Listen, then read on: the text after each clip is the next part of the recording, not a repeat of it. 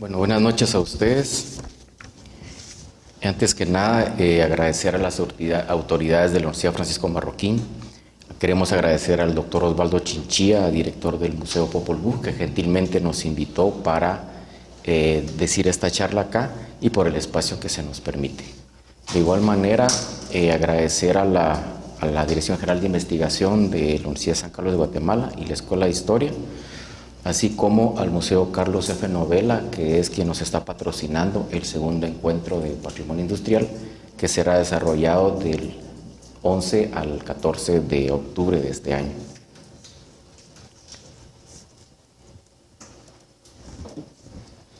Bien, la llamada revolución industrial en Gran Bretaña y el fenómeno de la industrialización ha dejado vestigios con el transcurrir del tiempo. A través de ellos se han considerado parte importante de la historia de cualquier nación o país. Con la aparición de la arqueología industrial y el concepto de patrimonio industrial, se ha hecho imprescindible la búsqueda de los orígenes del proceso de industrialización en cada nación.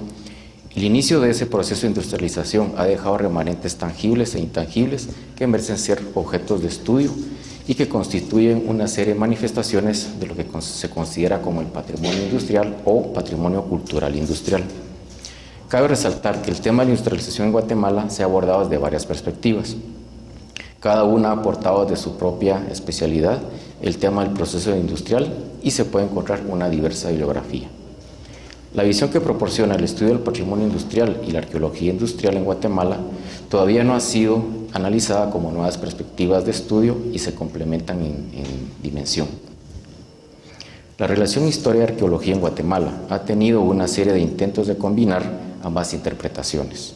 Una de ellos ha sido con éxito la arqueología colonial, que combina la documentación de archivos, historia y restos arqueológicos. La arqueología industrial, como práctica arqueológica en América Latina, es relativamente nueva. En Guatemala sabemos que el objeto de estudio que predomina es la arqueología prehispánica. Sin embargo, a pesar de la importancia que tiene este objeto de estudio, también es importante indicar que es necesario buscar otro tipo de temas en la investigación arqueológica. Uno de ellos es precisamente la arqueología industrial. Así también en Guatemala se utiliza el término arqueología en áreas no tradicionales, que son aquellos sectores que están fuera de los circuitos de tierras bajas, tierras altas y costa sur. Si pensamos en la arqueología industrial con la combinación de historia, industria, economía y otras disciplinas, es posible hacerla. Puede analizarse la maquinaria industrial como un artefacto arqueológico, cómo se puede hacer una relación historia, maquinaria y arqueología, el arte en la industria. Una posible respuesta radica en el conocimiento del patrimonio industrial in situ, tomándolo como artefacto arqueológico, localizado en tiempo, espacio, así como dentro de un contexto histórico. Los objetivos de esta ponencia: dar un poco más a conocer este tipo de tema, digamos en Guatemala, y también hacer una conciencia de la cuestión del patrimonio industrial. La misma ley de patrimonio cultural, digamos, no toma o no aparece en la ley la protección del patrimonio industrial, a pesar que sí aparece la protección de la ciencia y la tecnología. La idea también es cómo indicar que la industria tiene diversas manifestaciones, tanto tangibles o intangibles, y cómo la arqueología nos ayuda en este proceso. Una definición de patrimonio industrial es dada por el Comité Internacional para la Conservación del Patrimonio Industrial, que es el llamado TICI, que nos muestra precisamente la importancia de una cultura industrial, los edificios y maquinaria, talleres, molinos y también los lugares donde se genera y se transmite energía. Asimismo, también nos hace indicar que está relacionada con la vivienda, con el culto religioso o la educación. La industria en alguna medida tiene un efecto en la sociedad y produce cambios no solo culturales, sino también costumbres, religión, etc. Puede decirse que el patrimonio industrial es un valor social como parte del registro de la vida de hombres y mujeres y como tal proporciona un importante sentimiento de identidad.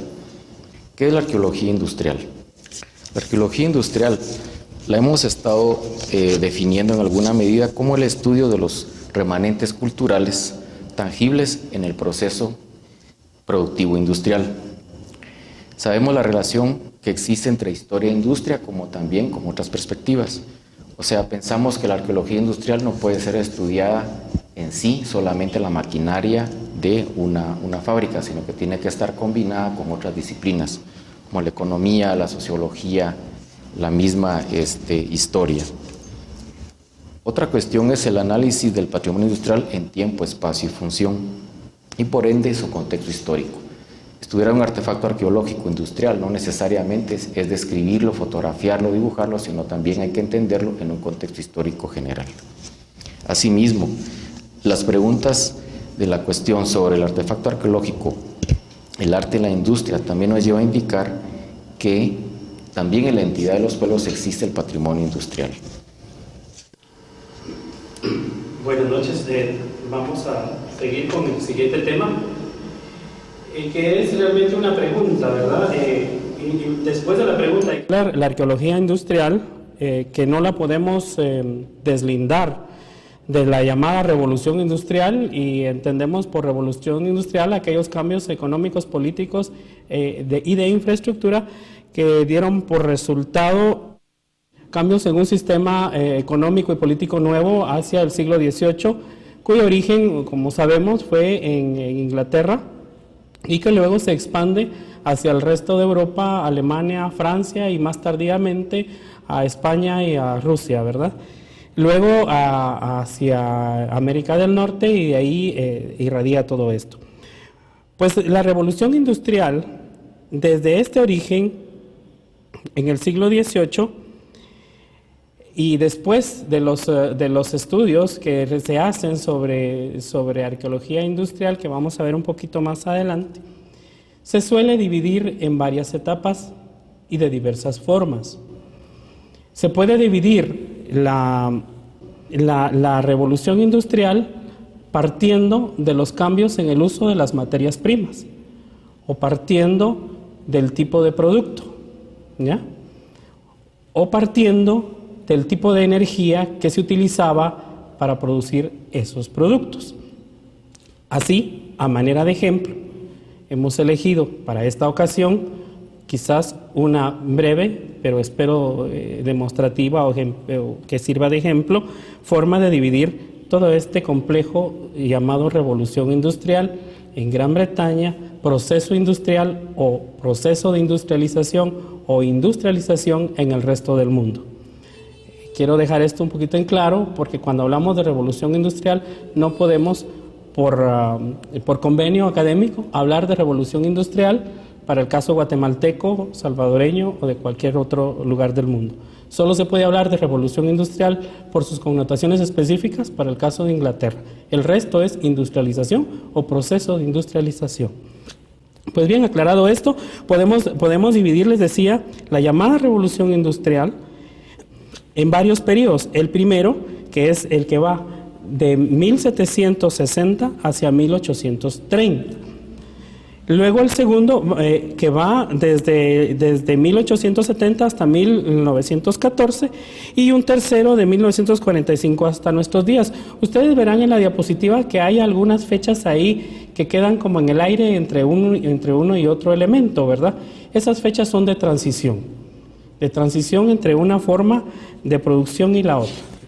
Aquí, para mejor visualización, el mapa del Reino Unido, la Gran Bretaña, con algunas de las áreas donde se puede manifestar ya en un inicio la llamada revolución industrial, ¿verdad? Esto es solamente a manera de ejemplo. Las grandes industrias que invadieron toda Europa en el siglo XVIII, ¿verdad?, han dejado, como bien acotaba Edgar, muchos remanentes, ¿verdad?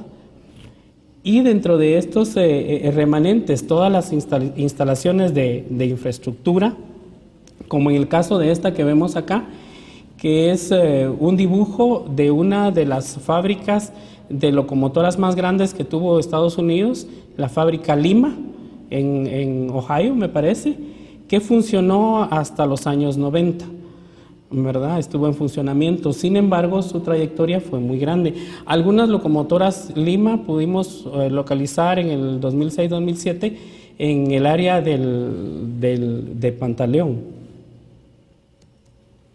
Esta es otra vista de la misma de la misma fábrica, pero lo importante de recalcar acá es que todo este bagaje de fábricas de diferente tipo, ¿verdad?, han dejado remanentes que pueden ser tangibles para el caso específico de la arqueología industrial, ¿verdad?, e intangibles, a los que se le ha denominado patrimonio industrial, ¿verdad?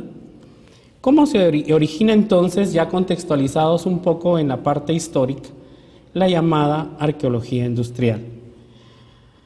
Aún es un poco difuso el origen del término de arqueología industrial. Sin embargo, generalmente se ha aceptado que es un artículo de Michael Ricks de la Universidad de Birmingham en Inglaterra, quien hacia mediados del siglo XIX escribe un artículo en donde acuña por primera vez el término y la importancia que tiene el estudio de los restos de la maquinaria y de los edificios y de toda la infraestructura dejada por la llamada Revolución Industrial. Entonces tenemos esta como una de las versiones más aceptadas. Por otro lado, hay algunas noticias de este término que fue utilizado por un profesor de nombre Donald Dudley, aunque no hemos tenido mayor información de esta referencia. Otra versión explica su origen en el momento en que se hace unas excavaciones hacia los años 50 del siglo pasado en el área del Iron Bridge, que es el área donde nace la revolución industrial en Inglaterra y el área donde también nace la arqueología industrial, porque es ahí donde se excava por primera vez restos industriales, ¿verdad? Entonces existe también esa explicación. Otra versión dada por Oviedo Gámez y Hernández Vadillo nos indica que el término ya se acuña en el Sleo de Blackwell Encyclopedia of Industrial Archaeology, publicada hacia 1886, pero es hasta 1963 cuando aparece una obra escrita sobre el tema con el autor Kenneth Howson, ¿verdad? Son varias de las argumentos de cómo nace el término de arqueología industrial. Luego de esto, hay una serie de movimientos dentro de Europa, sobre todo, para tratar de resaltar la importancia del estudio de la arqueología industrial. Y es hacia los años 70, en 1973, cuando se lleva el primer Congreso Internacional para la Conservación de Monumentos Industriales, precisamente en Iron Bridge. En el 75 se hace un segundo evento en Alemania. En el tercero, este es importante porque en el tercero, en 1978, se crea lo que después va a ser el Comité Internacional para la Conservación del Patrimonio Industrial, conocido por TICI por sus siglas en inglés, ¿verdad? Este organismo que a partir de ahí se vuelve consultor de la UNESCO para temas de patrimonio industrial, es el que por hoy tiene la función de promover la cooperación internacional en todo lo referente al estudio de los procesos industriales en el mundo, para su conservación, localización, investigación, documentación y revalorización de este patrimonio industrial, aparte de desarrollar políticas educativas para el conocimiento del tema. En 1976 se funda también la Asociación de Arqueología Industrial en Inglaterra y crean su propia revista. En España se llevan actualmente a cabo las jornadas de arqueología industrial en Cataluña, ¿verdad?, en Barcelona. También existe la Asociación Nacional para la Defensa del Patrimonio Industrial francés, igual un referente para el patrimonio italiano, ¿verdad? Y en el caso más cercano, el caso mexicano, existe el Comité Mexicano para la Conservación del Patrimonio Industrial, que ya lleva 10 años de funcionamiento, ¿verdad? En el caso de Sudamérica, existen algunas asociaciones, a veces respaldadas por el Estado, otras un tanto particulares, para casos como Argentina, Chile, Brasil, Venezuela y Uruguay, entre otros, ¿verdad? Eso es lo que les puedo decir en cuanto a cómo se desarrolla después esto de la arqueología industrial, ¿verdad? Luego vamos con los inicios de la arqueología industrial en Guatemala, que será Edgar quien les platicará de esto.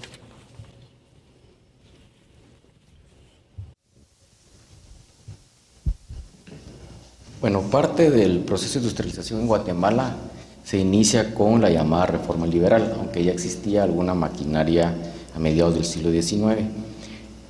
La reforma liberal tuvo varias características. Una de ellas fue la toma del poder por los liberales, la cuestión del latifundio, el cultivo de café que sustituye a la grana o cochinilla, la creación del reglamento de jornaleros de 1877, la estructuración de bancos y la infraestructura como líneas férreas, ferrocarriles, carreteras, puertos y obras públicas. Como se indicó anteriormente, la arqueología industrial no puede entenderse sin el estudio del proceso de industrialización y otras disciplinas de las ciencias sociales. En alguna medida, en el caso guatemalteco, tenemos algunos estudios sociológicos como el de René Poitevin, el proceso de industrialización en Guatemala. En el caso de la economía, los estudios de Rafael Piedrasanta Arandi, Valentín Solórzano con su tesis Evolución Económica de Guatemala. En historia sobresale la historia general de Guatemala con artículos de Paul Dosal sobre el desarrollo industrial. También tenemos el documento de la Dirección General de Investigación, que fue un estudio de historia que analizó el proceso de industrialización en varias fábricas, como la cerveza, hilados, jabones, fósforos, y los excelentes trabajos de Regina Wagner con la historia del café y la historia del azúcar. Aquí tenemos una fotografía de la cervecería centroamericana. Aquí tenemos otra también de la cervecería. Ustedes pueden ver la calidad de mantenimiento de la maquinaria. Entonces, todo eso es parte precisamente del contexto histórico que les estoy indicando acá. Se puede decir que la arqueología industrial en el país se inicia como tema de investigación y nace en la década de los años 80 en la Escuela de Historia de la Universidad de San Carlos de Guatemala, en un ambiente intelectual de búsqueda de nuevos temas de investigación arqueológica, paralela a la investigación prehispánica. Es en esa época que nace la arqueología colonial, que se ha mantenido hasta la fecha, y la arqueología industrial. El inicio del tema de investigación está reportado por una publicación en 1988, escrito por el que lee estas líneas en un pequeño ensayo titulado La industria en Guatemala y la arqueología en el país. Fue publicado en el boletín del Instituto de Investigaciones de la Escuela de Historia. Este sería el boletín inicial que marca precisamente el inicio de lo que es el tema de investigación en el caso guatemalteco. En ese pequeño ensayo se indicaba la importancia del proceso de industrialización, la maquinaria como objeto arqueológico y los diversos tipos de industria hasta la fecha. Se puede decir que el estado del arte de la investigación arqueológica en Guatemala comienza en este año 88 con el trabajo de Mendoza. Posteriormente existe una tesis en 1996 que fue escrito por Lucila Sierra con el enfoque histórico arqueológico de las piezas de artillería durante los periodos republicano y liberal en Guatemala, 1847-1885. En el 2001, Bertila Bailey, Ivonne Putseis y Rubén Larios dan una plática en el 14º Simposio de Investigaciones Arqueológicas sobre el registro de una colección arqueológica industrial en Guatemala, el caso del ferrocarril. Posteriormente, en el 2004, la tesis de Hernández sobre la Real Casa de la Moneda de Guatemala, que es una tesis que indica todo su desarrollo. En el 2004 también se inicia en el proyecto arqueológico Chocolá de la Universidad de Nuevo México y la Universidad de San Carlos, que fue una temporada del 2004 donde se crea por primera vez el primer programa de investigación arqueológica industrial. Dicho proyecto fue dirigido por Jonathan Kaplan y Juan Antonio Valdés. El 2005, en el Simposio de Arqueología, se presenta la plática por Mendoza, Arqueología Industrial en Guatemala, en Chocolá. Como veremos más adelante, esta plática se divide en dos partes. Una primera que trata sobre cuestiones, digamos, teórico-geográficas y otra donde vamos a tratar los casos. Ahí veremos las cuestiones de Chocolá y otros beneficios de café y de azúcar. La revista de Guatemala, que es esta de acá, Sebastián Perromino escribió un artículo sobre nuestra herencia industrial. Él ahí resaltaba precisamente la importancia de lo que es el patrimonio industrial, en el caso guatemalteco, principalmente con el ferrocarril, ¿verdad? Y algunas fincas de café.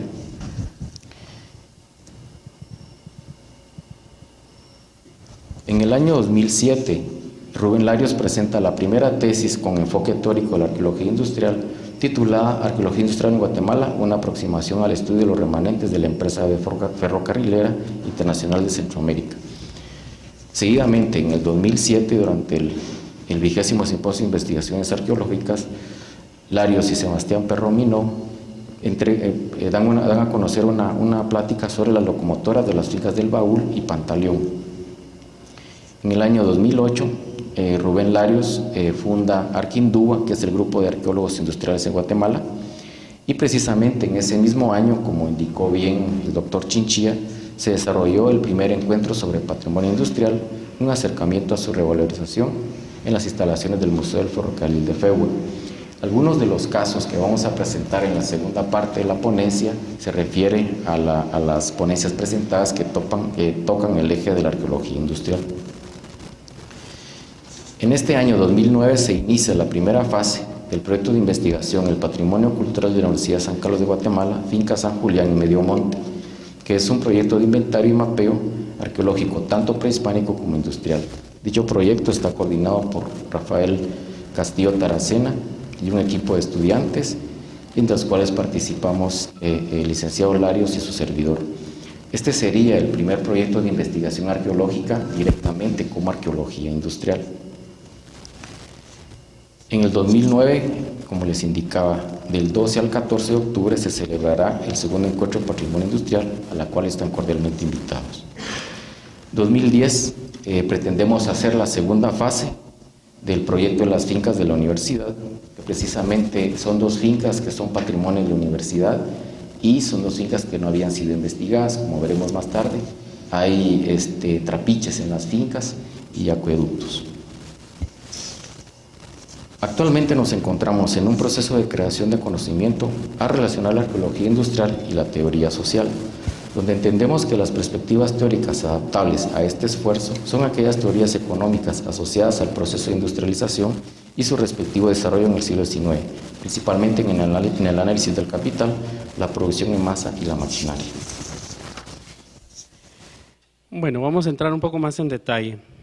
La metodología en la investigación arqueológico-industrial. En la actualidad existen diversos tipos del quehacer arqueológico en Guatemala. El prehispánico, el colonial o histórico y el republicano. Siguiendo la misma tradición de definiciones que corresponden a criterios económicos políticos más que técnicos, podemos aplicar que la arqueología industrial es parte de la arqueología republicana, ¿verdad? O contemporánea, como le llaman algunos. En el caso de la arqueología industrial, se hace necesario plantearse preguntas como, por ejemplo, ¿puede analizarse la maquinaria industrial como un artefacto arqueológico? ¿Cómo se puede hacer una relación entre historia, maquinaria y arqueología? La relación maquinaria, arqueología, maquinaria, sociedad, el arte en la industria. ¿Hasta qué punto hay que conservar todo? ¿Qué criterios debemos de utilizar para conservar? ¿Ya? Cuando tratamos de responder estas preguntas, se hace necesario aclarar, tratar de poner en el conocimiento los diferentes tipos de estudio de arqueología industrial que podemos encontrar.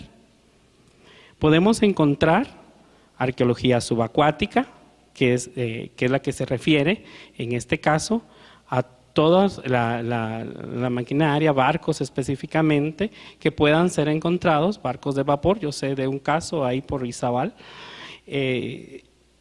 Puede establecerse acá cualquier tipo de material industrial que esté a nivel debajo del mar o debajo del agua. También puede verse la arqueología industrial con los medios de comunicación, transportes en términos generales, marítimos, terrestres, aéreos, ¿verdad? Podemos hacer arqueología aeroespacial, ¿verdad? Toda la arqueología militar también es otra de las cosas. Tenemos que recordar que una de las primeras manifestaciones productivas de la revolución industrial es el armamento, la elaboración de cañones, por ejemplo. y la búsqueda de un mejor armamento. También podemos hacer estudios de arqueología industrial desde las instalaciones, es decir, desde los edificios, los inmuebles, su arquitectura, su estilo artístico, su ubicación, su contexto urbano, etcétera, ¿verdad? Podemos asimismo estudiar la arqueología industrial agrícola de cualquiera de las producciones agrícolas que se den hoy día, trilladoras, cosechadoras. Para el caso de los beneficios de café, también hay algún tipo de maquinaria, que es un poco más en nuestro contexto, ¿verdad? Hay ciertos criterios, conceptos que el arqueólogo industrial debe tratar de manejar para hacer una discusión teórica sobre el tema. Nos hemos permitido acá señalar algunos. Quizás no nos dé tiempo de discutirlos todos, pero sí los dejamos a manera de ejemplo, ¿verdad? Por ejemplo, conceptos como áreas de productividad, áreas de proceso productivo y áreas de producción industrial, producción en línea, manufactura, tecnología, técnica, son algunos de los conceptos que el arqueólogo industrial debe manejarlos partiendo de la base económica. ¿Estamos? El lenguaje, del lenguaje mismo. Hay muchas, en cada industria hay un lenguaje propio, ¿ya? Cada operario de cada máquina, cada empleado de cada industria tiene un léxico que su propio producto terminado le obliga a tener. Entonces, estudiar esto es bien interesante. Alejándome un poquito del texto, pero a manera de ejemplo, les quiero citar que hace como unos 4 años conocí a un señor que había trabajado como 40 años de mecánico en FEWA, en la IRCA, y su lenguaje, créanme, era un Spanglish. ¿Por qué? Porque todos los repuestos y todo lo que correspondía a su trabajo, la mayor parte eran nombres en inglés. Entonces había un momento en que al señor uno se perdía por la terminología. El lenguaje es importante, ¿verdad? Luego podemos ver también que es necesario ir fabricando un glosario de términos para que nos sirva de referencia a los que estudiamos arqueología industrial, obviamente de acuerdo a nuestra industria que estemos estudiando. La historia del arte juega un papel importante también, porque puede ser en su momento hasta una forma de fechar para los arqueólogos, ¿ya? Hay, por ejemplo, edificios victorianos, quizás para el ferrocarril, tenemos representaciones artísticas Nouveau, tenemos neoclásicos para algunas edificaciones, hablo del caso guatemalteco, ¿verdad? Entonces, la historia del arte y el estudio, conocimientos generales de arte son necesarios también para el arqueólogo industrial. Podemos hablar también de complejos industriales urbanos o ciudades. En el caso guatemalteco no hay mucho, salvo aquellos que están funcionando hoy día y que si en algún momento dejan de funcionar, como el complejo de la cervecería, el complejo del Ingenio Pantaleón, que pueden transformarse en su momento en arqueología, esperemos que no para que sigan produciendo, pero en su momento pueden ser, y les doy estos como un ejemplo, ¿verdad? En Guatemala realmente no poseemos un área tan grande como para hablar de complejos industriales como sí los poseen Francia, Alemania, Inglaterra y etcétera, ¿verdad? Sin embargo, sí tenemos conjuntos industriales, vamos a caer más tarde en esto, ¿verdad? Podemos hablar también de complejos, dentro de este mismo concepto, complejos fabriles de bienes de consumo. En el caso guatemalteco, por ejemplo, textiles como la fábrica Cantel, que apenas acaba de cerrar hace no menos de un año, la fábrica de la cervecería y su complejo, la fábrica de jabones, una de las primeras que desgraciadamente no siguió, aunque sí tenemos una tradición de jabones a través de la fábrica La Luz, por ejemplo, desde los años 30. Luego tenemos que podemos también enfatizar nuestro estudio hacia la prestación de servicios. Por ejemplo, el caso de los ferrocarriles, de la infraestructura para teléfonos, telégrafos, energía eléctrica, sobre todo para alumbrado público, etcétera. Esto puede ser un tema específico también de la arqueología industrial, ¿verdad? y todas sus instalaciones. La minería en Guatemala, aunque no ha sido tan desarrollada como en otros países, también nos ofrece una perspectiva de estudio, ¿verdad? Los restos industriales agrícolas, en el caso guatemalteco, café, trapiches, ingenios y otros, son también una beta de estudio, ¿verdad? Podemos hablar dentro de estos los complejos industriales rurales, que podría ser el caso del café o los ingenios de azúcar. Podemos también hacer énfasis como arqueólogos industriales en las tipologías de la maquinaria, tratar de inventariar, registrar, clasificar esta maquinaria de acuerdo al proceso productivo que estamos estudiando, ¿verdad? Entonces podemos hacer estas tipologías tanto de la maquinaria como de herramientas o de alguna otra pieza dentro del proceso de producción, ¿verdad? Se pueden clasificar e inventariar. También existe otra parte de la arqueología industrial que es importante tener un contexto general. Y es a lo que personalmente yo he acuñado una palabra que no sé si existe en el diccionario de la Real Academia, pero yo le he llamado la inventoriografía, es decir, tratar de describir el desarrollo de los inventos. La revolución industrial es una secuencia de producciones, de inventos, de descubrimientos, ¿ya? Acompañada obviamente de un contexto histórico, económico, político, pero todo ese desarrollo lo podemos tratar de estudiar. Por ejemplo, en el caso del ferrocarril, que es un poco a lo que más me he dedicado, yo encontré en una bodega estuches de bombillas de la fábrica Edison de 1927. Entonces, el estudio de la inventoriografía, palabra que yo acuñé, para relatar no otra cosa más que el estudio de los inventos, cómo y por qué alguien generó un invento nuevo que después puede ser parte de un proceso productivo, la fotocopiadora, por ejemplo, ¿verdad? Los teléfonos o los telégrafos que ya pasaron a desuso, ya no se usan, ahora son mensajes de texto. O sea, todo ese bagaje de inventos que la humanidad ha ido dejando y adquiriendo nuevos, es importante por lo menos tener una visión general, ¿verdad? La tecnología eléctrica, la electrónica y las telecomunicaciones también hay que conocer un poco, porque toda industria usa fuerza eléctrica o fuerza o de algún tipo para moverse. Entonces, también el arqueólogo industrial debe de conocer algo. Lo interesante de la arqueología industrial, en primer lugar, es que es multidisciplinaria. Y en segundo lugar, es que hay que especializarse. Porque un arqueólogo industrial no puede abarcar todas las industrias, toda la historia de todas las industrias. Puede tener conceptos generales, ¿ya? Pero hay que especializarse. Entonces,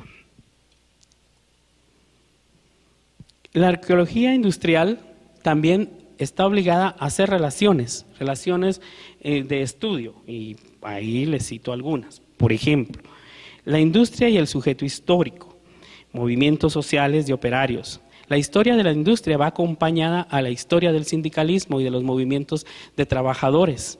¿Ya? El mismo día del trabajo es producto de uno de estos.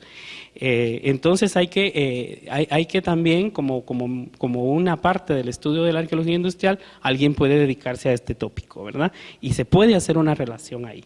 La relación de historia, industria y arqueología es bien importante a un nivel macro, entonces. También se puede hacer una especie de articulación entre la urbanización y el espacio industrial.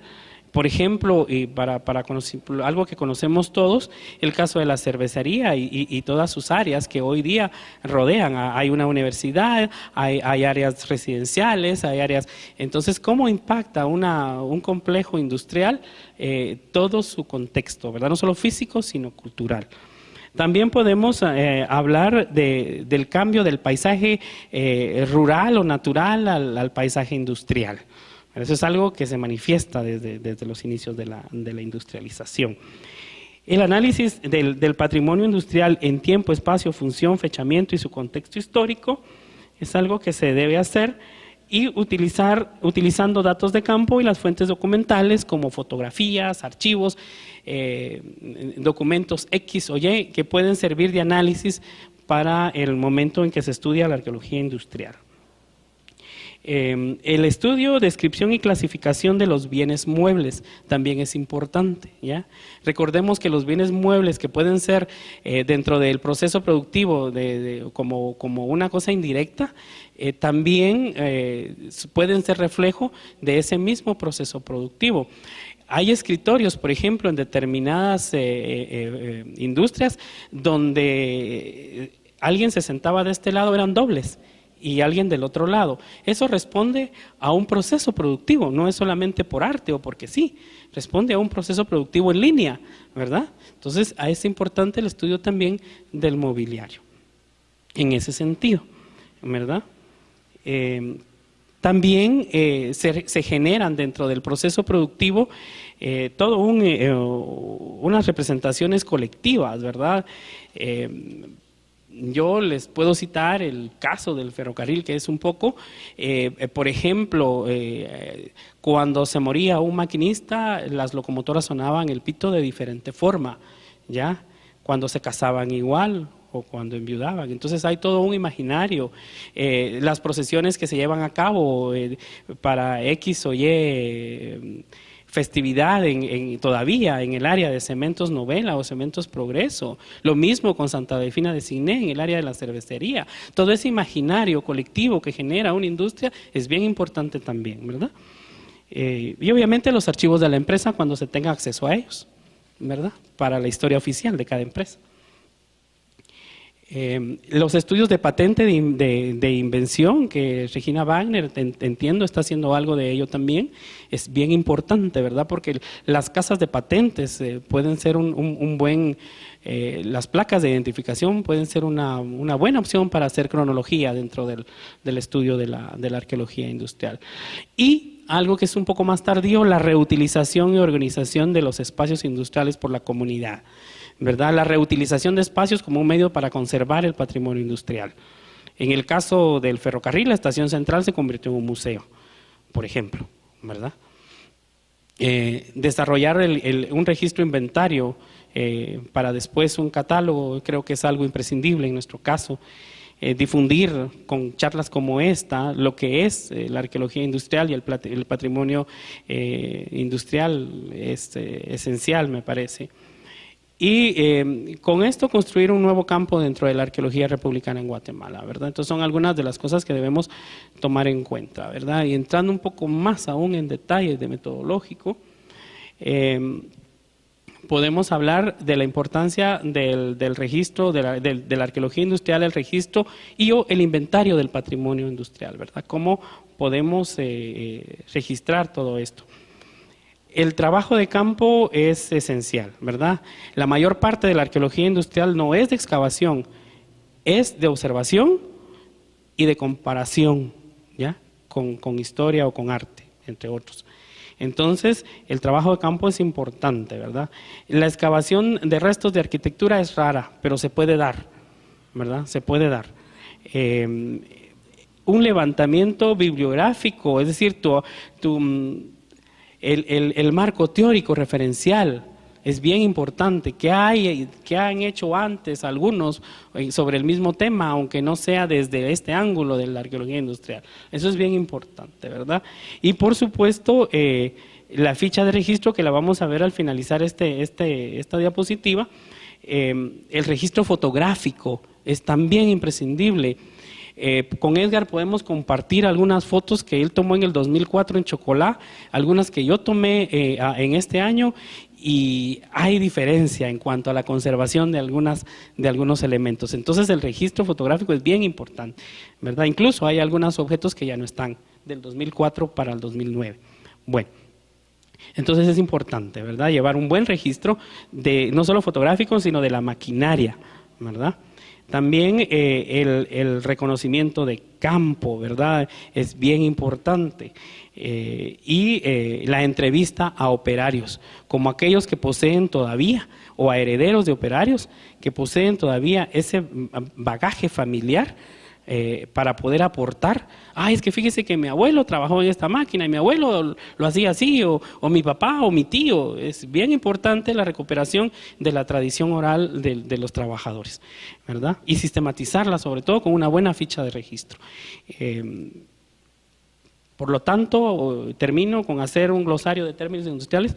Tal vez le damos a la... No sé, vamos a ver ahorita algunos ejemplos de ficha de registro que hemos utilizado en diversas ocasiones con Edgar para tratar de que ustedes visualicen de mejor forma esto del registro. La ficha que estamos apreciando es la que Edgar propuso para el caso de la finca Chocolá. En ubicación, Chocolá es una finca que se dedicó a café principalmente, ¿verdad? Y para el 2004, como indicó Edgar, él participó en un proyecto arqueológico y elaboró esta ficha de registro. Dentro de los ítems que tienen por ahí para poder irla tratando de leer, digamos, dice la función de la maquinaria, el inventario. Siempre es importante porque contablemente las maquinarias siempre había un inventario de maquinaria en toda empresa, en toda industria. Entonces siempre es importante ver si todavía hay algún resto del número de inventario, ¿verdad? Aunque nos puede confundir a veces porque aparecen 3 o 4. La fecha de fabricación, el país de origen, ¿verdad? La ubicación, si está en el área de beneficio o en el taller de máquinas, para el caso de Chocolá, ¿verdad? La ubicación en relación al norte, si está al norte, al sur, al este del edificio. Las dimensiones en cuanto a su elevación frontal, elevación posterior, etcétera, ¿verdad? El tipo de metal, si lo podemos establecer, es conveniente también. Si es acero, es hierro colado, es bronce o es una aleación, etcétera, ¿verdad? El estado de conservación de la maquinaria, eso es importante también. ¿Estará completa? ¿Le faltará alguna pieza? ¿Verdad? ¿O estará reconstruido? Si hay piezas asociadas, de repente hay una pieza que se destrabó y está cerca de ahí, puede ser parte de la maquinaria. Y obviamente las fotografías, ¿verdad? Que en este caso se recomiendan frontal, posterior e isométrico, ¿verdad? Entre otras. Una panorámica de la localización para tener una idea general del contexto en donde está la maquinaria o la herramienta, ¿verdad? Y las entrevistas, por supuesto, como decíamos, ¿verdad? Esta ficha que estamos viendo es la que elaboramos con Sebastián Perrot al momento de hacer un breve, porque realmente fueron 3 visitas nada más, a un breve recorrido dentro de lo que es el complejo del ingenio ahora Pantaleón, pero me recuerdo que visitamos el ingenio Concepción, el Baúl y Pantaleón propiamente dicho, y tratamos de hacer una incipiente ficha de registro de las locomotoras que aún se guardan, que son como 7, básicamente de manufactura norteamericana, ¿verdad? Estadounidense. Entonces ahí nosotros decidimos poner la finca, el número de inventario si lo tenía, la ubicación, si posee placa de identificación, la marca, el país de procedencia, la cronología tentativa, características técnicas, ¿verdad? Si es a vapor, si es diésel, por ejemplo, ¿verdad? El tipo de tracción, si es diésel eléctrica, la marca del motor, si lo posee, ¿verdad? La distribución de las ruedas, que en el caso de las locomotoras es esencial, ¿verdad? Para definir su tipo de locomotora, ¿verdad? Ruedas frontales, ruedas de conducción, de arrastre, el peso en toneladas para tratar de definirlo si estaba por ahí en algún lado. Luego la distribución de las ruedas, la forma de la chimenea, en el caso de las locomotoras es importante también la altura de la cabina, ¿verdad? Es otra de los rangos que se debe de tomar. El largo de la misma locomotora y algunas observaciones al estado de conservación. Recuerdo que encontramos alguna con un árbol de amate encima, le había crecido un árbol de amate, ¿verdad? Y esta otra, que es la que estamos manejando actualmente, o es una de las propuestas, porque estamos definiendo apenas el tipo de ficha que vamos a usar en el proyecto de las fincas de la Universidad de San Carlos, ¿verdad? Son 3 ejemplos de ficha que que queremos compartir con ustedes para que haya una mejor visualización de esto del registro. ¿Por qué es importante esto del registro? Porque es a partir de ahí que nosotros vamos a después filtrar estos datos. Entonces tenemos que tener una buena mecánica de registro para después poder analizar, clasificar y analizar nuestros datos. Y la ficha de registro siempre va a corresponder a los objetivos de nuestro proyecto. Por eso quisimos presentar estas tres, como para que ustedes vieran. En el caso, por ejemplo, de las visitas que hicimos a Pantaleón, era algo rápido, era una ficha que tenía que ser llenada rápida. En el caso de Chocolao hubo más tiempo, entonces la ficha es más completa. Lo mismo que en el caso que estamos ahorita en el proyecto de las fincas de la Universidad de San Carlos, ¿verdad? Entonces, podemos concluir que mucho va a depender de los objetivos del proyecto, la realización la construcción de estas fichas de registro. Lo que sí es básico, registrar, ¿verdad? En el concepto que la arqueología tradicional lo impone, ¿verdad? Porque no estamos cambiando el método, solamente la temporalidad. Bueno, la práctica actual de la arqueología industrial en Guatemala. Luego de haber recorrido o de tratar de hacerles a ustedes una idea de cómo nace la arqueología industrial, de cómo llega a Guatemala en el 88 a través de 2 pequeñas páginas que Edgar se propone escribir, y cómo algunos compañeros arqueólogos han tratado el tema, pero como que todavía falta un poco en cuanto a la conceptualización teórica y esto. Eso nos llevó y nos planteó el año pasado a la pregunta de, bueno, ¿y por qué no hacemos una reunión donde todos platiquemos de lo poco que hemos hecho y ver qué concluimos de arqueología industrial en Guatemala? Eso nos llevó al primer encuentro de arqueología industrial, ¿verdad? Y la siguiente parte de esta ponencia radica precisamente en un breve resumen de los temas que se trataron ahí y el producto, que gracias a Dios fue positivo, de este primer encuentro sobre patrimonio industrial. Los objetivos del primer encuentro tenían, entre otros, contribuir con la identificación, dónde habrán, el inventario, cuántos tendremos en cuanto a patrimonio industrial, ¿verdad? La tipología, de qué tipos de empresas estamos hablando para Guatemala. ¿Habrá algún tipo de registro ya establecido? Tratar de concluir en esos objetivos. También se pretendía coadyuvar a la creación de alianzas para proyectos de investigación, ¿verdad? Como el que ahora tenemos con el grupo de arqueólogos industriales y la Universidad de San Carlos. La formación de equipos nuevos de investigación. Gracias a Dios hoy contamos con un equipo de estudiantes ya por cerrar pensum y otros ya con pensum cerrado que se han interesado en el tema, ¿verdad? Y luego dar seguimiento a la conformación de una red de investigadores. Vamos a necesitar promover más a través de los académicos la investigación de la arqueología industrial. Con estos objetivos, además de contribuir con un bagaje de datos de bibliografía, generamos el primer encuentro con varios ejes temáticos: el proceso industrial en Guatemala, y es decir, la relatoría histórica del proceso industrial en Guatemala, la arqueología industrial propiamente dicho, con sus métodos de registro, clasificación e inventario, la conservación del patrimonio industrial y sus alternativas desde la restauración, ¿verdad?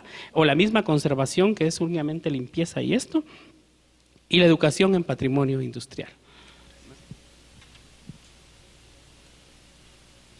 Bueno, este fue el afiche que utilizamos para el primer encuentro de patrimonio industrial, ¿verdad? Con una serie de fotografías, digamos acá, ¿verdad? Siempre la presencia humana y la maquinaria. Este es el reloj de Chocolá, esta es una de las máquinas que tienen que ver con la carpintería. Lo subtitulamos un acercamiento a su valorización, porque era precisamente un encuentro, no pensamos definirlo como congreso o definirlo como seminario o simposio, sino un encuentro, porque era precisamente encontrarnos los investigadores que por diversas razones estábamos haciendo un tema industrial, ¿verdad? Nos apoyaron la Universidad de San Carlos, la Dirección General de Investigación, este es el logotipo de Arquindúa, el Centro de Estudios Folclóricos, el Museo del Ferrocarril y el MUSAC. Y esto más o menos simula, digamos, los rieles de un tren donde están incrustadas las fotografías. Este es el logo del primer encuentro que se mantiene para el segundo. Como bien mencionó Rubén, estos son los ejes temáticos.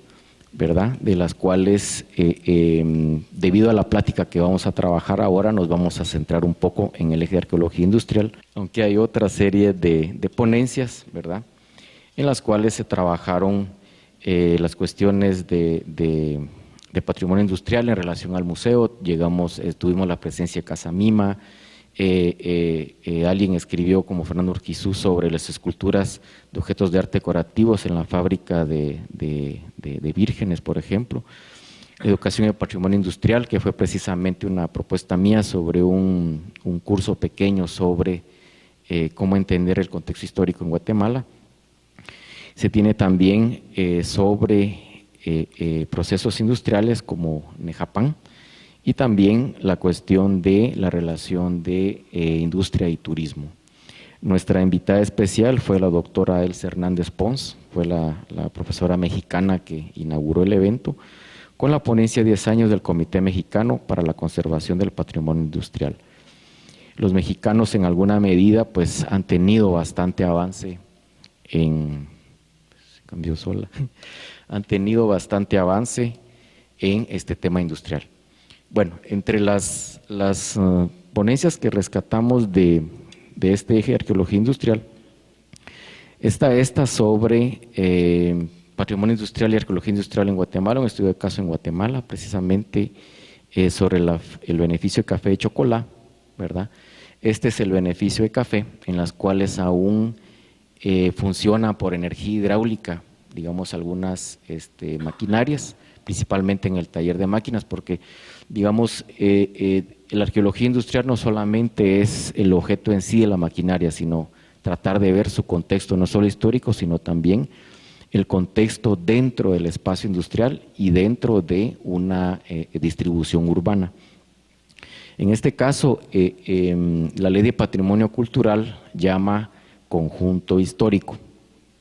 Ese sería el concepto que da la ley. Nosotros estamos respetando ese concepto, pero le estamos agregando conjunto histórico industrial. ¿Por qué? Porque un beneficio de café, pues además de tener el espacio de cultivo, también tiene toda la cuestión de las secadoras, del proceso de lavado del café, las despulpadoras. Entonces tenemos un circuito, digamos, en el caso de chocolate, tenía un hospital. Se encontraron las bases de lo que fue el calabozo de la finca, precisamente para los trabajadores que no se portaban mal, por así decirlo. Existen calabozos en Medio Monte creo que hay un calabozo, ¿verdad? Entonces ahí vemos un poco cómo se mantenía también el control social dentro del mismo conjunto histórico industrial. Entonces Chocolá es una finca que se inicia, perdón, es un espacio industrial que se inicia con ingenio de azúcar y posteriormente con el cambio de cuestión de la reforma liberal a la cuestión del café, entonces hay un cambio también del producto. Entonces tenemos un conjunto histórico industrial que pasa de azúcar a café, pero al mismo tiempo mantiene también la producción del azúcar. Tenemos una área férrea, digamos, el tren llegaba allá, aquí solamente pues colocamos por el tiempo pocas fotografías. Esta es la torreta donde se mira casi todo el casco de la finca, la casa de administración precisamente. Esta pertenece ahorita a una comunidad, fue entregada a la finca a una comunidad de la ECA. Este es, digamos, los 3 niveles que tiene el beneficio de café, ¿verdad?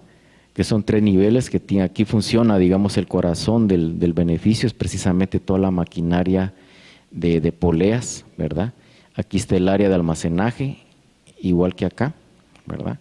Entonces tenemos una especie de elevación norte, elevación sur, y como les decía, la función todavía es en fuerza hidráulica, digamos, el agua baja de un cerro, es trasladado a través de acueductos, como lo vamos a ver también en el trapiche de San Jerónimo, ¿verdad? Aunque no es de café, pero sí de azúcar. Entonces hay una ingeniería, digamos, la relación ingeniería industrial con la arqueología industrial es muy fuerte, porque muchas de estas maquinarias, ¿verdad?, fueron construidos por ingenieros. Entonces tenemos esa relación con la ingeniería industrial. De igual forma, la energía precisamente generaba toda la cuestión de la luz eléctrica dentro del conjunto histórico. Esta es una de las secadoras Guardiola. Guardiola fue uno de los dueños de la finca cuando era azucarera, y precisamente cuando se hizo el cambio al cultivo del café, Guardiola decidió construir una secadora, y es esta. En algunas partes de las secadoras aparecen las placas de patente, que era lo que Rubén mencionaba, que también se puede fechar. Algunas placas de patente tienen fecha, lugar donde fue fabricada, ¿verdad? Y eso nos permite tener un poco la idea. A veces cuando pensamos en la cuestión del proceso industrial, pensamos en maquinarias alemanas. Cuando vamos a hacer investigación, además de maquinaria alemana, nos encontramos maquinaria escocesa, irlandesa, holandesa, obviamente alemana en alguna medida, y tenemos una serie de norteamericana también, o sea, la maquinaria es bastante diversa en ese sentido. Entonces la secadora Guardiola, que se quedó con el apellido de él, es la que permitía la secadora más rápido. Posteriormente,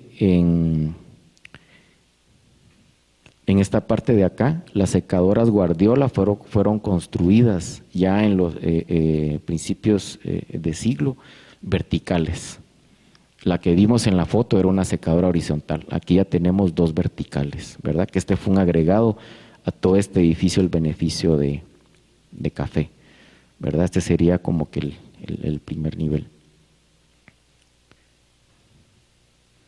Este es el Trapiche San Jerónimo, que se hicieron unas investigaciones arqueológicas por la licenciada Bertila Bailey y Sheila Flores, ¿verdad? Es un estudio precisamente donde hubo excavación de una serie de graderíos y acueductos.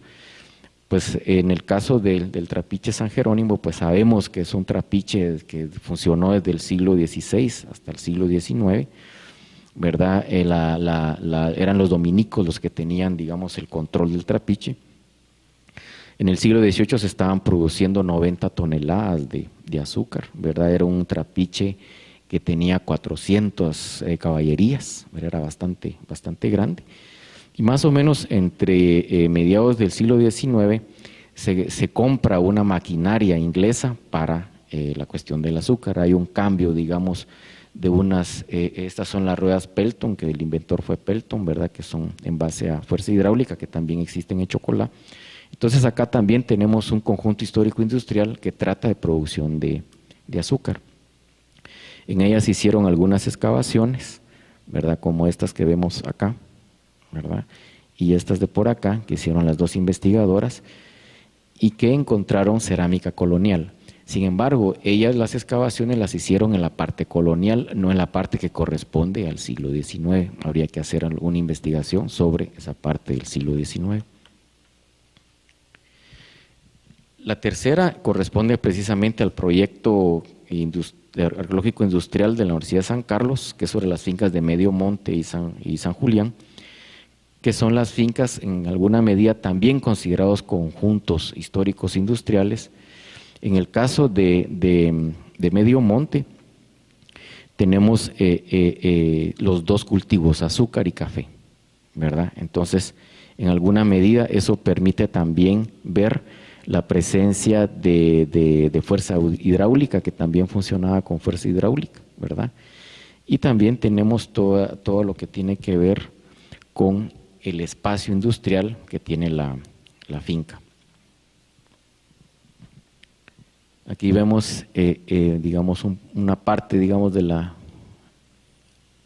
finca. Aquí tenemos uno de los acueductos metálicos, ¿verdad?, que en alguna forma fueron colocados encima de pilares coloniales. Tenemos dos etapas constructivas, una colonial y tenemos una que es un refuerzo, incluso los canales cambian en este sentido.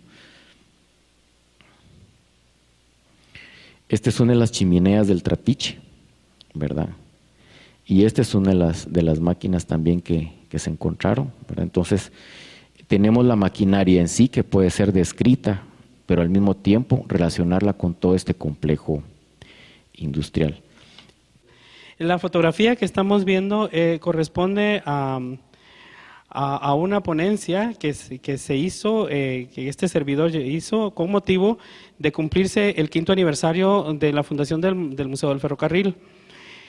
Aquí de lo que se trata es de hacer, o de lo que se trató esa ponencia, es de hacer una breve relación de cómo y por qué nace la idea del proyecto del Museo del Ferrocarril, que nace a mediados del 2003, para inaugurarlo como una idea de los trabajadores de FEUA, y con propios fondos de su propio salario, se crea una pequeña sala que se inaugura en septiembre del 2003.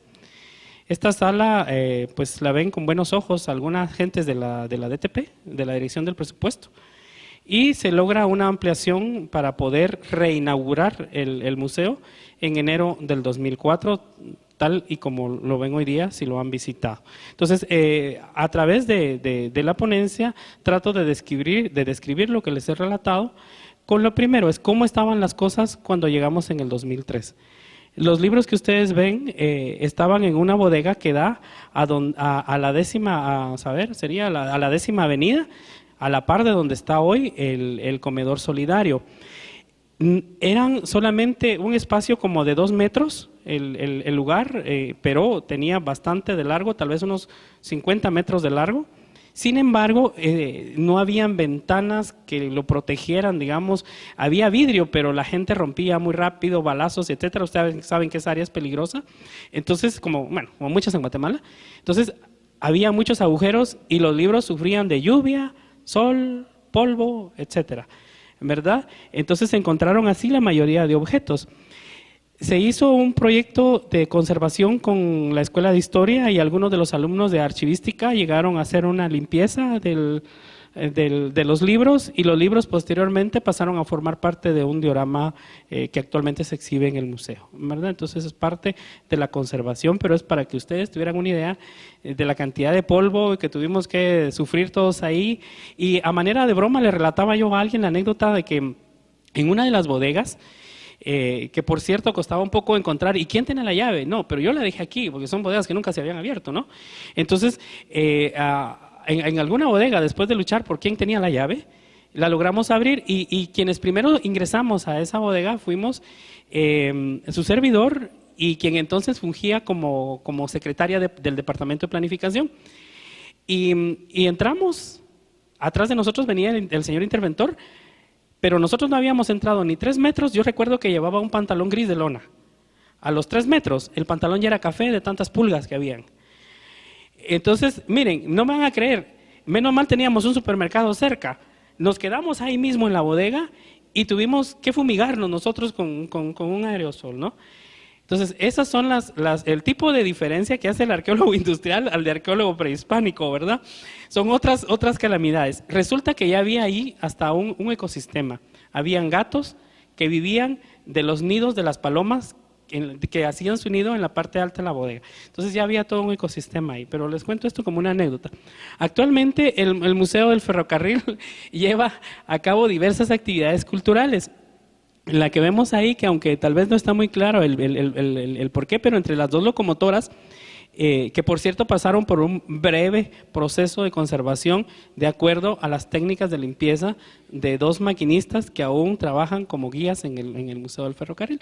Entonces, porque otro de los problemas es que en Guatemala, por lo menos que yo sepa, no sé hasta qué punto podamos encontrar personal calificado para el tratamiento del hierro y del acero, por ejemplo, ¿verdad? Entonces se hizo con las técnicas de limpieza que ellos acostumbraban a hacer como maquinistas, se colocaron así, y dentro de las actividades la foto corresponde a un nacimiento, porque siempre se hace un nacimiento dentro para la época de Navidad, ¿verdad? Otra ponencia referente a registro de estaciones es la que llevó a cabo la licenciada Bertila Bailey y Sheila Flores en el 2006. Este trabajo de ellas pretendió y lo hizo registrar todas las estaciones del sur, las que se conocen como del Ferrocarril del Sur, es decir, la parte que va de San José, del puerto de San José hasta Guatemala, aunque se incluyeron algunos otros ramales, ¿verdad? Como es el caso de esta es la estación de Reu.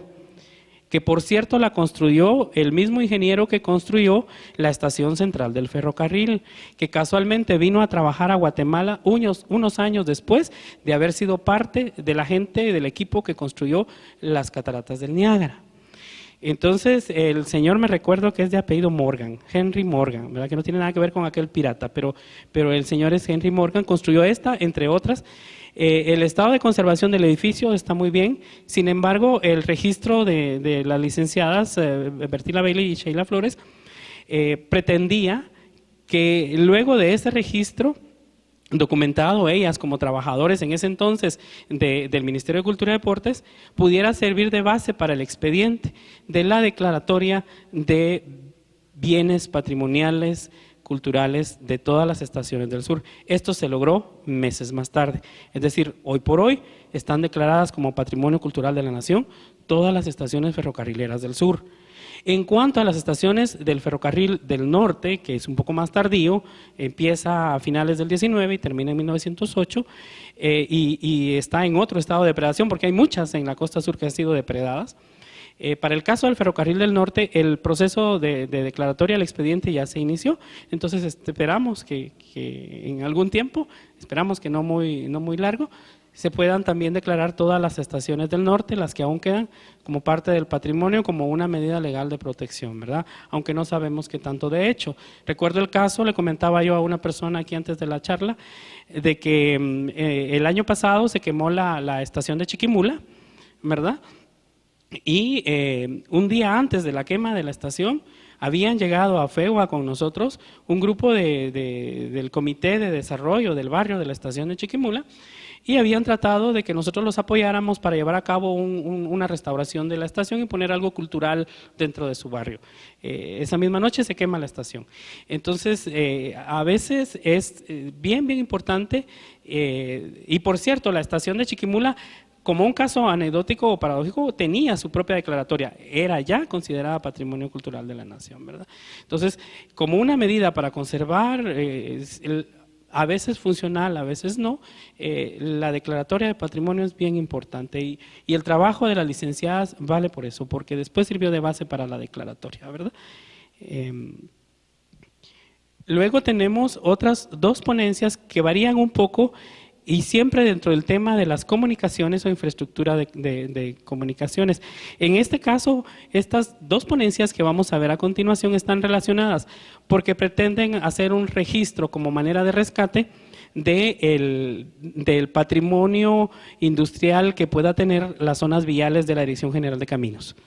Este trabajo fue presentado por los estudiantes Jorge Morales, Flori Pinzón y José Luis Ranchos, las dos ponencias. En una vemos un registro puramente arqueológico, ellos elaboraron su ficha, visitaron algunas de las zonas viales, no todas, y producto de eso es esta breve ponencia en donde ustedes pueden apreciar, en el caso de la fotografía del tractor que vemos a mi derecha, son tractores Alice Chambers.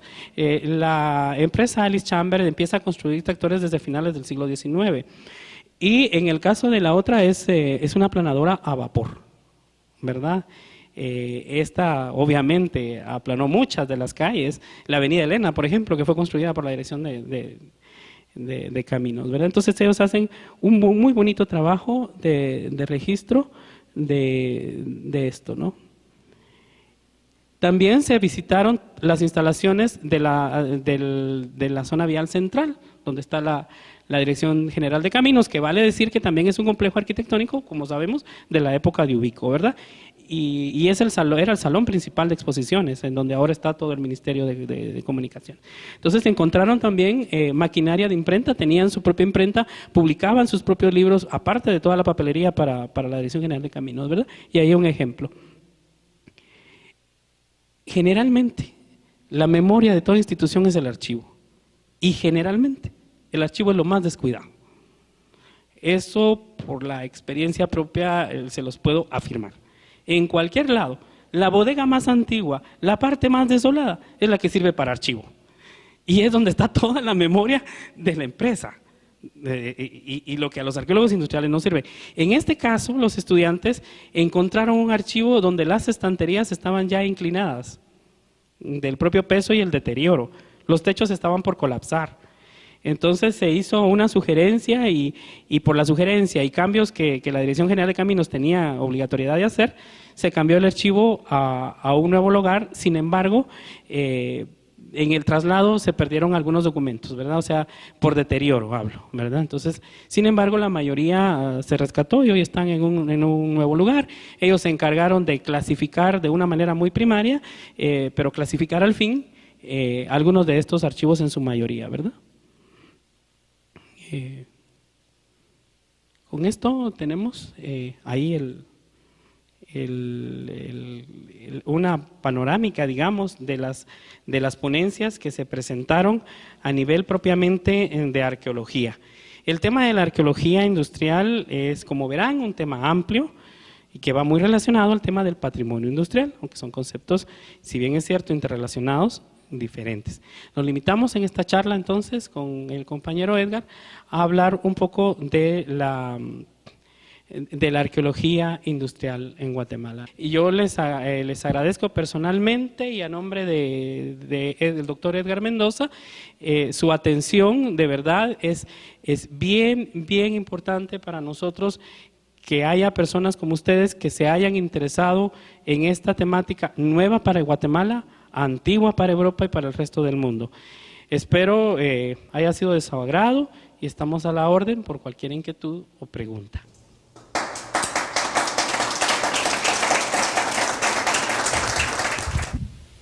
Muy buenas noches. Buenas noches. Yo tenía la duda de si existía algún lugar donde uno pudiera consultar,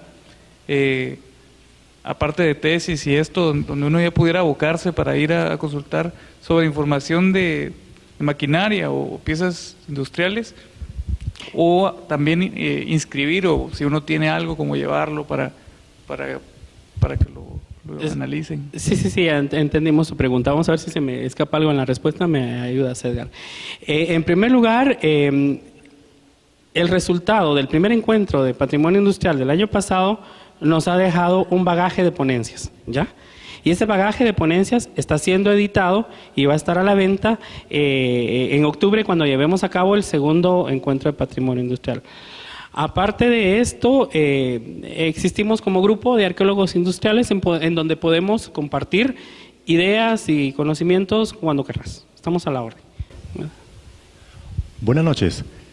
¿Qué información tienen ustedes sobre una locomotora que perteneció a lo que fuera a la IRCA y se encuentra ahora operando, dando tours en el área de Canadá? Es una locomotora a vapor. Sí, yo tengo entendido que es en el área de Alaska. En el área de Alaska, en un parque de diversiones. Esta locomotora fue vendida en la época del presidente Vinicio Cerezo, si mal no recuerdo.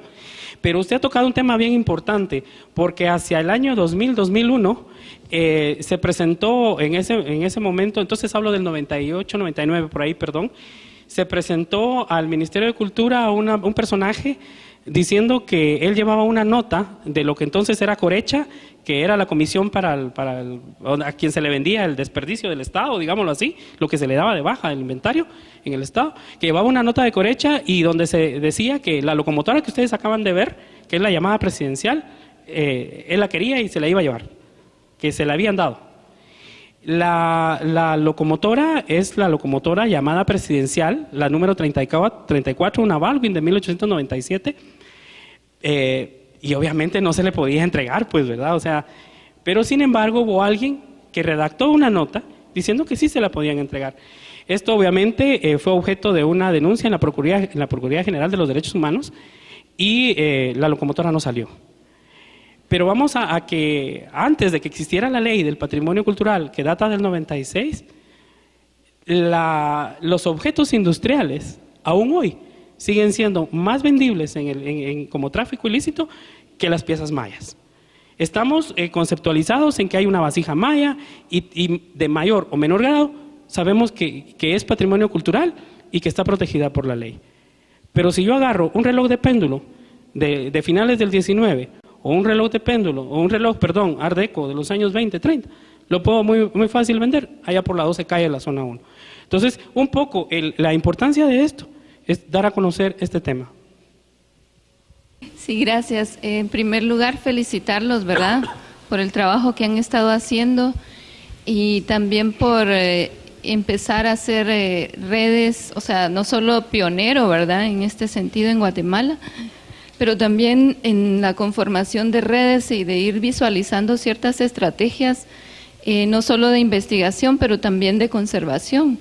Entre ellas, pues, toda la parte de registro, identificación de los bienes culturales y también, digamos, la red de conservadores de patrimonio cultural industrial, porque, pues, sí, como ustedes bien decían, no solo es la arqueología, sino que también participan otra serie de disciplinas, ¿verdad?, en el tema, digamos, de la conservación y rescate de estos bienes culturales. Entonces, a mí me surgía la duda de cómo va realmente el registro de todos estos bienes culturales, ¿verdad? Y si hay una red, realmente, si se logró el objetivo el año pasado de una red de todos los interesados en conservación del patrimonio cultural industrial, y no solo la parte arqueológica, sino que de arquitectos, de historiadores, de, digamos, gente, todo lo que es archivística. Entonces, porque creo que esto es muy importante para la identidad, como bien dijeron ustedes, ¿verdad?, y para el patrimonio cultural, y mucho de esto está en manos privadas también. Cosa que implica también una estrategia de incentivos para la conservación digamos, en propiedad privada, porque mucha de la gente aprecia su patrimonio porque ha sido familiar, por ejemplo, y lo sigue conservando, pero no hay un incentivo, no hay un apoyo técnico de cómo conservarlo. A veces lo quieren conservar, pero lo tienen que vender o no saben cómo restaurarlo. Entonces no hay como una asistencia técnica o incentivos para eso. Pero creo que es un buen comienzo y este tipo de, digamos, de actividades, pues es muy importante, y les felicito por el trabajo que han realizado. Pues gracias. En primera instancia quiero decirle que, como todo en la vida, a veces los objetivos se alcanzan paulatinamente. En este primer encuentro sí hicimos algunos contactos de crear estas redes.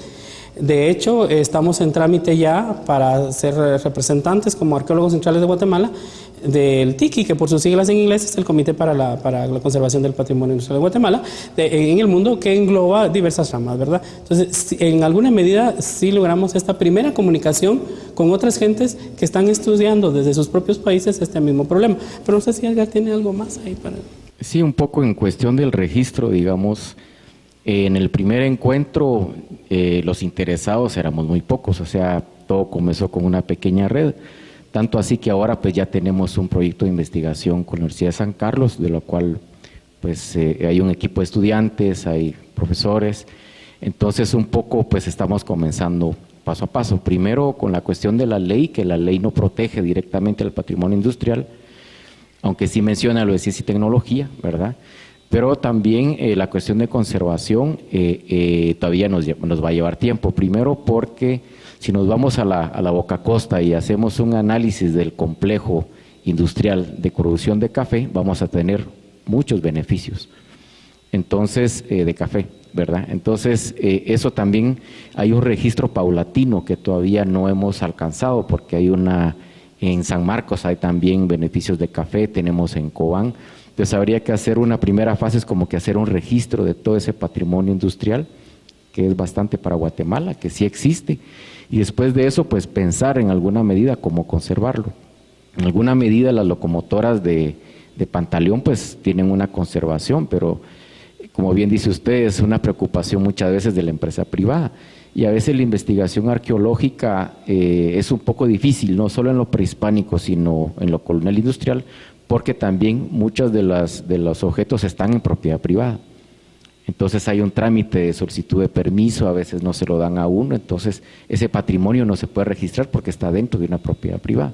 Entonces son una serie de limitaciones que nos llevan a eso. Con la cuestión de conservación, como bien decía Rubén, se necesita una mano de obra calificada para restaurar o conservar, digamos, artefactos industriales. Y ahí creo yo que eso va poco a poco formalizándose eso. La idea es de que arquitectos, ingenieros, conservadores también participen de este tipo de cuestiones de industriales, pero sí estamos prácticamente naciendo, estamos muy incipientes, y esto es que les presentamos es lo único que existe de registro de patrimonio industrial en Guatemala. Sí, mencionaba usted un caso muy interesante de un barco de vapor en el lado de Izabal. ¿Se tratará esto de los barcos de vapor que incluso existen fotografías que están conectados con el ferrocarril Verapaz? Exactamente. Es parte de lo que, recordemos que para cuando se forma la empresa del Ferrocarril del Norte, que es a la que pertenecía el Ferrocarril de Verapaz o el de Panzós, como también se le conoce, se le concedió a una empresa de gringa, me parece, en un inicio. No sé si exactamente a esta empresa. Lo que sí es cierto es que ellos usaban lanchones y algunos pequeños barcos de vapor de pequeño calado para transportar del Polo Chic al lago de Izabal, ¿verdad? El que yo me refiero, que fue uno que si bien no lo vi, sí estuve sobre él, fue uno que está cerca de una aldea que se llama San Francisco. Despuesito está Playitas, está Mariscos, ya, luego hay otra comunidad que ahorita se me va, está Playa Dorada, y 2 o 3 comunidades más buscando el delta del Polo Chic. Ahí aparece una pequeña aldeita de nombre San Francisco, por ahí está. Supongo que es de esos, ¿verdad? En nombre del Museo Popol Vuh quisiera agradecerles por tan linda conferencia. Gracias a ustedes.